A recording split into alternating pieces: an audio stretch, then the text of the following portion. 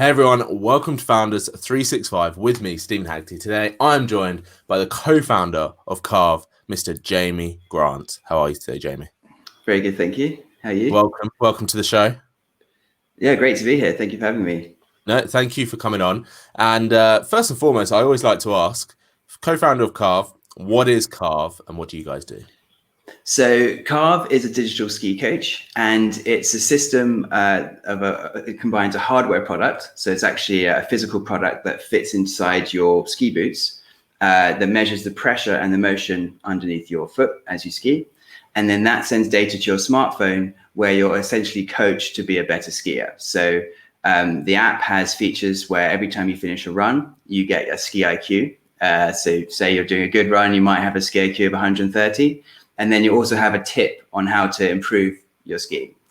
And then one of the really cool features we have in Carv is real-time feedback. So as you're skiing, you're actually hearing like lean forward, positive and negative sounds to really kind of like accelerate your learning experience. So for us, it's all about improving your skiing technique and helping you have a better day on the slopes. Brilliant. And I mean, that is such a niche product to create. How did it come about? At what point were you going down a ski slope thinking, I think this could be an idea? So really it was, so I actually started skiing when I was 18. So, I was the always the worst one in the group. Yeah. The latecomer. And it's just, I found it a very frustrating experience to improve my own technique. And, I could see everyone kind of skiing around, enjoying the whole of the mountain, having fun. And, I was the worst in the group. And so my background is, so I did physics at undergraduate, and then I did a PhD in financial economics. So I had a kind of basic understanding of physics and obviously statistics and machine learning for my PhD. And I kind of thought to myself, I know there's all this technology exists to actually help us learn technique. To actually, sort of diagnose the problems in my technique and give me feedback. So why hasn't anyone made this product? And so that kind of got me thinking, especially when you ski, it's often you're making the sort of common problems. You're not moving your feet quite together, or you're kind of leaning back.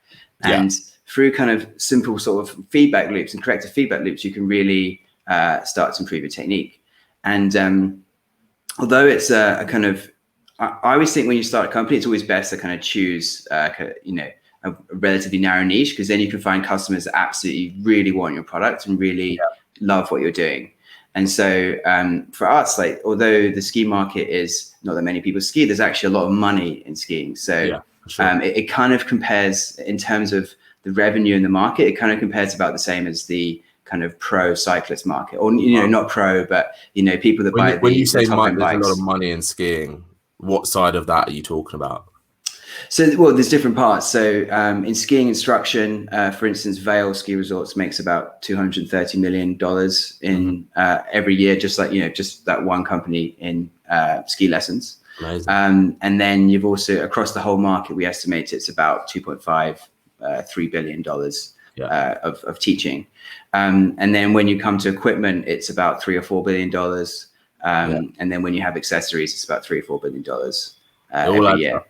Yeah, so it all adds up. And really, it's because we're first to market, we can really own that space of helping people improve. And it's one of those things where, because you're first to market, we actually learn a lot about how people improve. So, we have tens of thousands of users.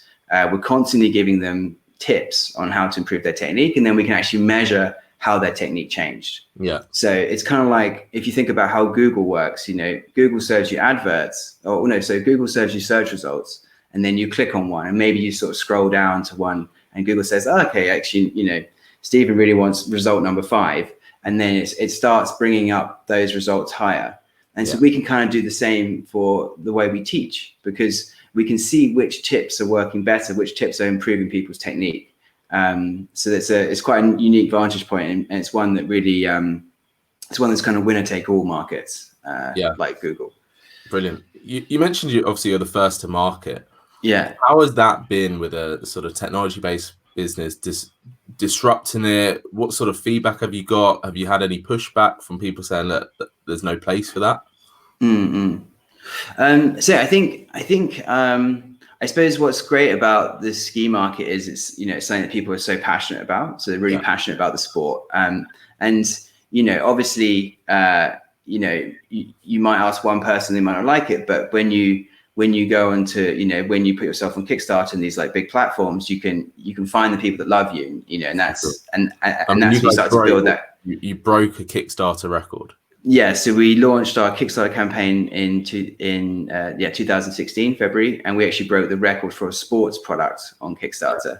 So at the time we were thinking, it's a small market, and there was running products that were getting kind of $250,000, and we thought, well, that's a much bigger market.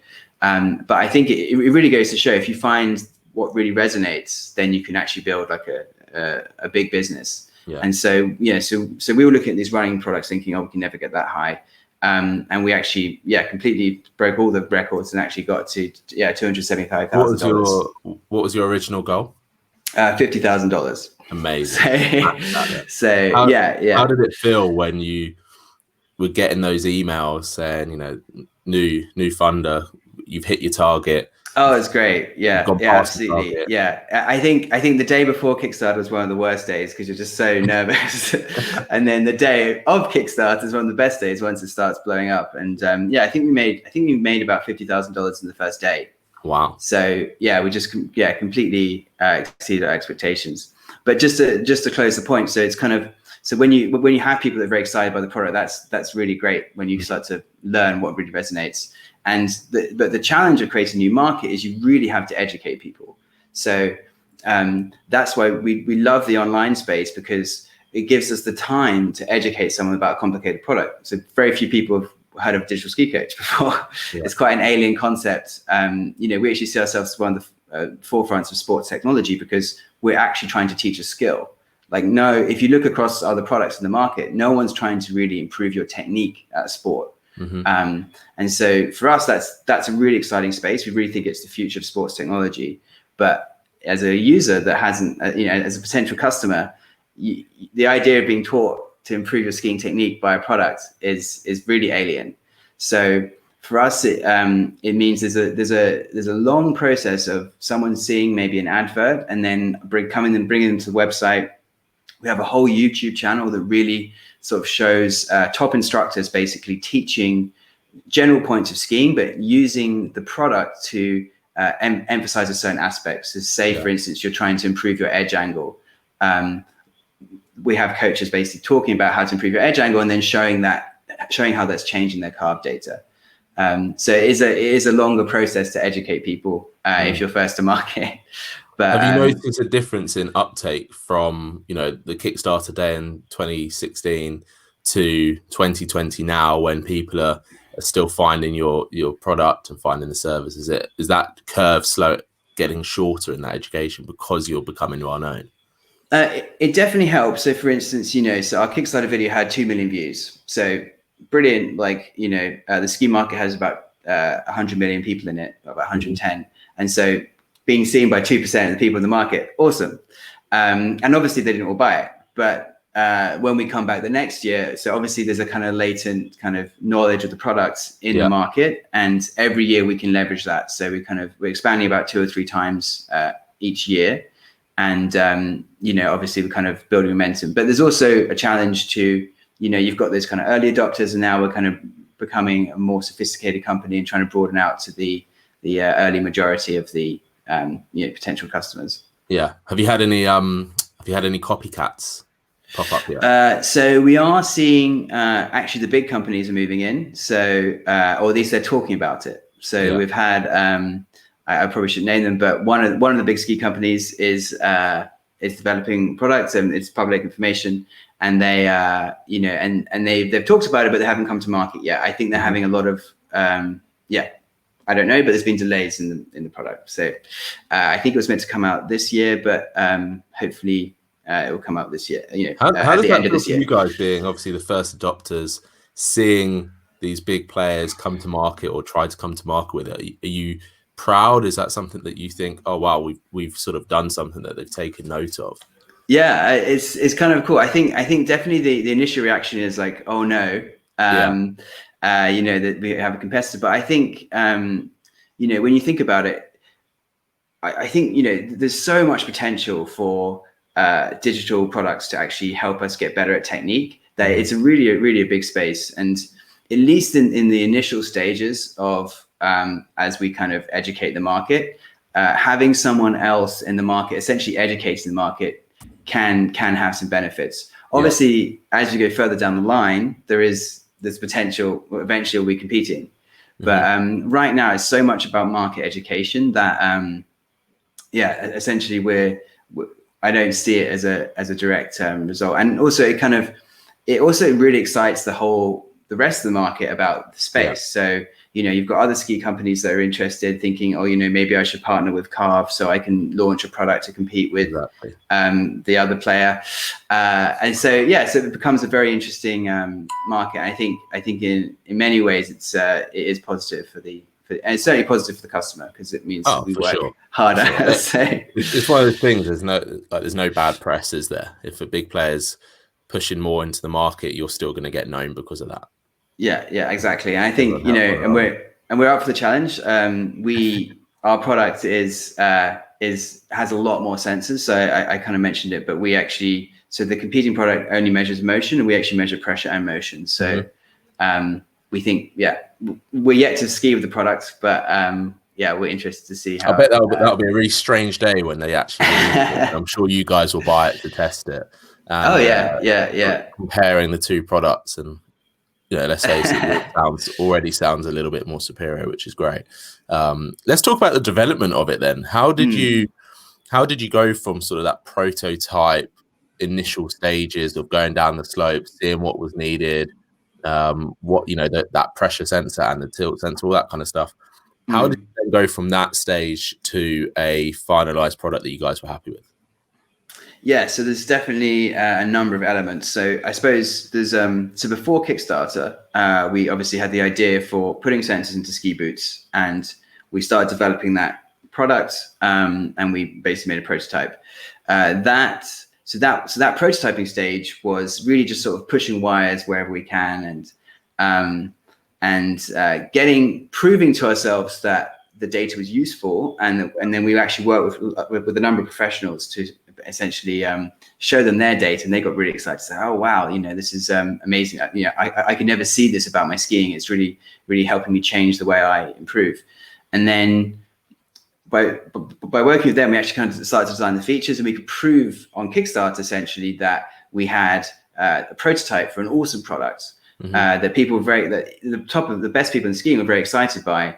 And then our next challenge came, which was turning essentially what as a prototype with some sort of great concepts around real-time coaching and measuring pressure and motion into a fully fledged product.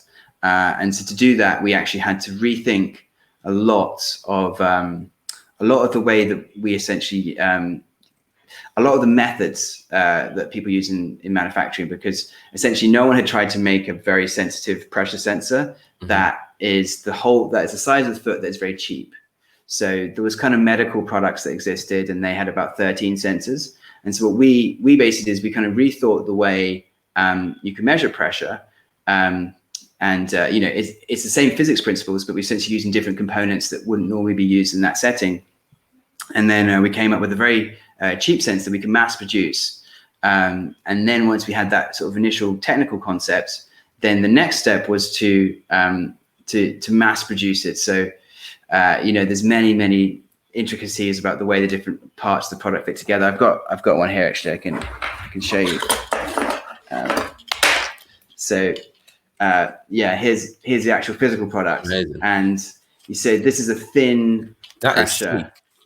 Exactly. Thank you. So it's a very confined space in someone's boot, and so basically you take out the liner of the boot, and then you put this in the bottom, and then this sits under your liner, and then you put the liner back in, so it sits under the liner, and it really and so it has to be super thin so you don't feel it, especially for the racing skiers. And then this layer is essentially a layer of 48 pressure sensors, and then here there's actually a motion sensor as well. So you're measuring the motion right in the way the foot moves rather than kind of higher up the boots.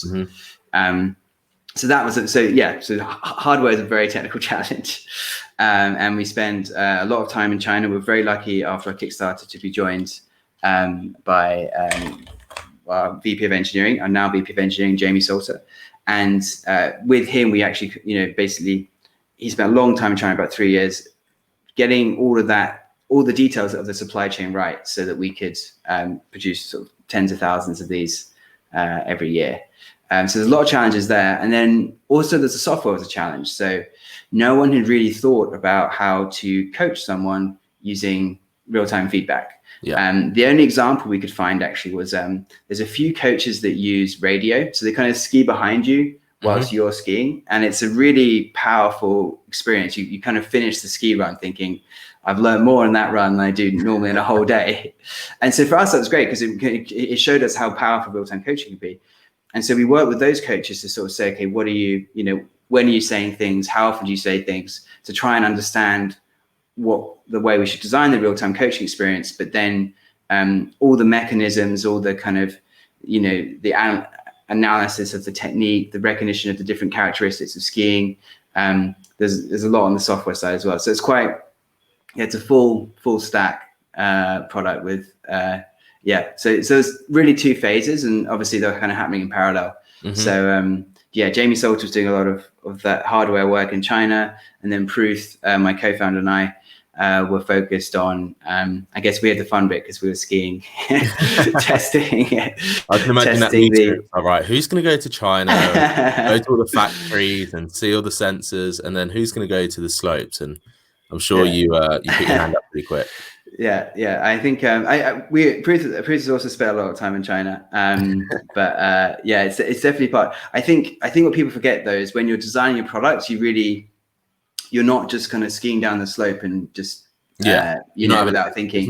As soon as something goes wrong, you'll stop and you'll try and say, I'll ring up Pruth and say, oh, actually, can you change the setting? And then he'll send a new app. So there's a lot of, I think, it's like filming. You think it's an amazing process, but actually there's a lot of like waiting around basically. Yeah, it looks polished from the outside, but exactly. It's not so much. For you, holding what do you call that set? Is that just the sensor back? Call it the sensor. Yeah. So when you hold the sensor in your hand right now, can you imagine what it was like back when you first formulated the idea to now, when you've got this amazing bit of technology in your hand that that you've created, that people are loving? How does that feel as a founder to be able to literally see that and see it working? Yeah, it's a really good question. I think I suppose I don't think so much about the actual products, although I'm very proud of what we've achieved. But I think it's it's when people come to you and they say, "Oh, I really improved my technique. I had a great day," and that's kind of like when you get you really feel like you've done something awesome. I think certainly like looking at the product, I think it's the benefit of you sort of not knowing what you don't know. When we started off, I think many people would say, if you're more experienced, you'd say this is way too hard. No one's ever done this. You can't just put sensors in a ski boot. It's a difficult environment because it's wet and it's cold. Probably the most uncomfortable boots you'll ever wear. Exactly. It's very confined. Let's put loads of sensors in there. Yeah, exactly. So I think that's a benefit of inexperience. Yeah. Does the sensor still work when people go to après ski? Yeah. Like, you see it at 2 a.m. and you're like, oh, a bit unstable on your feet. We haven't done the analysis, but there has been an ongoing joke in the company to make a kind of après ski digital dance coach. You could put like a hidden gem in there where there's some sort of like dance routine that they all have to do, and you can say, I can't remember what they call it. Who hides things in companies. Yeah, kind of like boss level. To complete Carv, you have to dance. That's the ultimate. This Austrian après scheme. Like when you were a kid and you used to go to those arcades and they had the dance floor thing. That's basically what you can do with that. Yeah. Completely devaluing the whole technology. I don't think the product designer would be very pleased.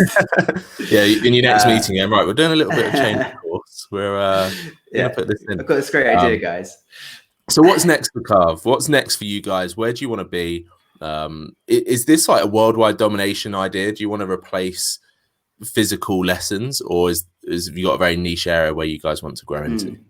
So I think, it's a good question. So basically, when you look at the market, the problem is that over 90% of people have actually stopped taking lessons at all. So they won't even have lessons in a year. And so obviously the natural thing to think is like, oh, this is directly competing with ski instructors, but we don't really see ourselves in that space, because essentially what happens, and this happened to me when I started skiing. I had ski lessons for about a week, and then I thought, okay, I know the basics, and I'm just going to try and teach myself. Yeah. And that's really where most people just end up. It's just like, look, I'm going to try and teach myself. I'm going to ski with my friends. I'm going to watch what they do. I'm going to get some tips from them. And so that's kind of where 90% of the people in the market are. They're basically just trying to teach themselves. Mm-hmm. And so that's really where we see a real kind of sweet spot, because, lessons are too expensive for people to have on an ongoing basis. But where Carv can come in is, when you have that drop off from lessons, you have this seamless way of improving your technique that really fits into your average day of skiing, and the cost is very small compared to the cost of lessons. And then also we have this power of the real-time experience. So it actually provides, so even for people that are very experienced and that have access to, some of the top ski instructors, for instance, and some of the top athletes, they still get value from Carv because they actually use the real-time coaching. Yeah. But where we see, we see this main market is it's people that just stop taking lessons, and that's a really big market. If you think about the ski instruction market, is a $2.5 billion market, but if you imagine that you have a product which can actually give basic feedback that Carv is giving at a much lower price point for the customer, then suddenly you actually can unlock a much wider part of the market. That's kind of people that just don't quite can't quite pay for an instructor, but would be happy to pay for a Carv unit.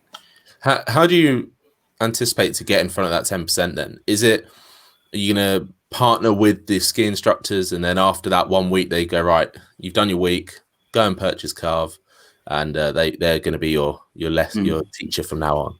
Yeah, so the current market is 10%. We're focusing on the 90%. So that's the people that have stopped taking lessons. So 90% have stopped taking lessons. Yeah.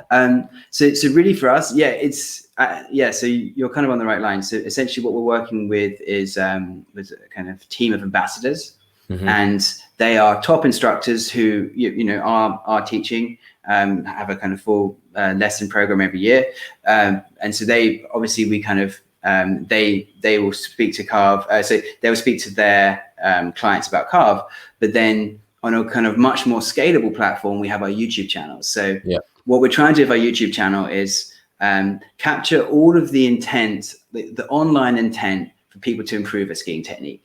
So we launched it last year. It's had over 2.5 million views this year. And some of the videos, actually, I think we have the third ranking ski video in terms of views across the whole market. Brilliant. And so what we're trying to do there is basically help people improve. So we have lessons that, for instance, lessons given by top instructors who are using Carv to teach a lesson. So they're talking, so for instance, they're trying to help you improve your edge angle as you ski.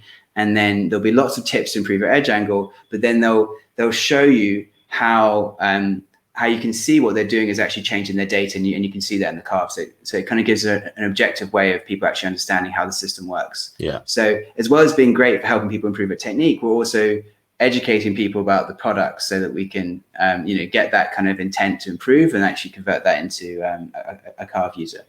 Fantastic. I mean, those numbers of views, and like you said, even back from the Kickstarter, that is such a strong viewpoint for you to see how much this product is needed and liked, and is obviously doing extremely well as well, because you're already making, like you said, tens of thousands of products.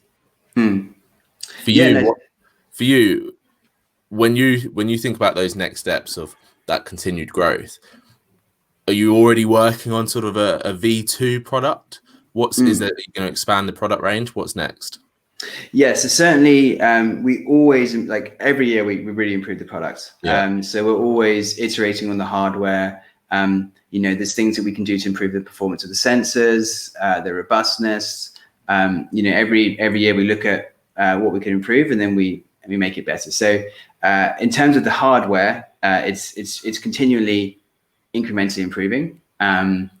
And then in the software, that's where the really exciting bit is, because and we don't, and we think about sort of, so we just had V3, Carv 3.0, and this year we're going to Carv 4.0, so that's the software. And that for me is the really exciting bit, because it's exactly as I was saying. So we have these kind of online, we have these real-time lessons that help you focus on a part of your technique. So maybe you're trying to improve the way you carve, and you essentially have an instructor who'll be talking to you, will give you some tips, and then he'll give you feedback as you're skiing with audio as well. And so by learning from the whole seasons of data, so we have, I think 30 or 40 million events where we have seen how someone's done a turn, and we've given them feedback.